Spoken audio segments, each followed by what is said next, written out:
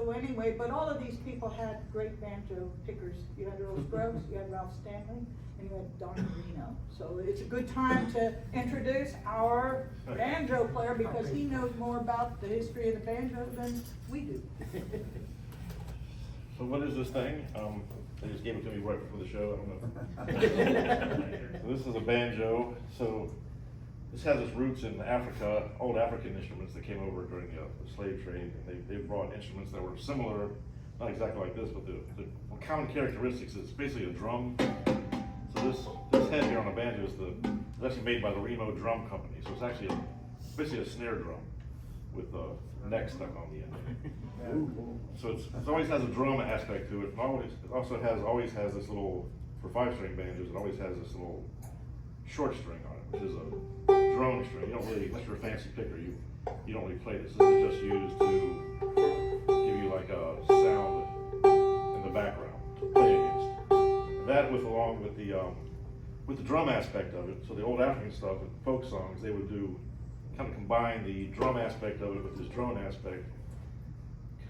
Create a style called what's called a claw hammer or frailing, where you're not using finger picks or anything or doing anything fancy. It's more rhythmic, so you're doing things like.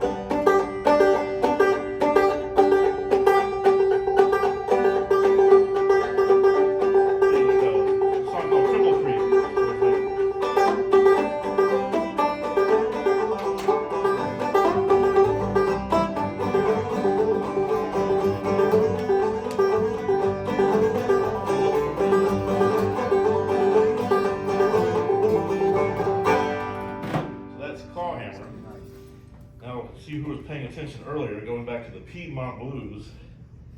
So people started playing different stuff on the instrument. They started playing like parlor music and classical and light jazz stuff before jazz. The parlor music was called back in the 1800s.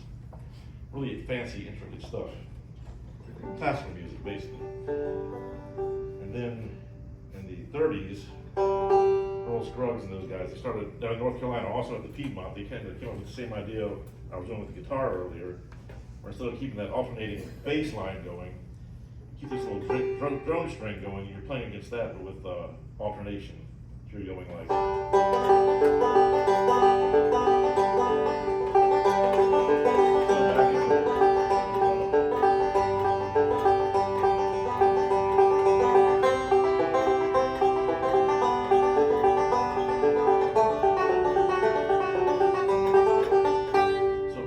Kind of came up with that way of playing and adding melodies in there and little fancy licks, and that's where you get like your Beverly Hillbillies theme song and things like that. And this one, which became very famous with the movie Bonnie and Clyde in the 60s. Let's play it. The Bonnie and Clyde's song, Foggy Mountain Breakdown. What were they doing? And I never watched Bonnie and Clyde. Getting chased. It was a chase scene. Getting chased down the whole movie. The whole movie was them getting chased, and then I won't spoil the ending, but it's not good. Not good for them. Ready? How about that?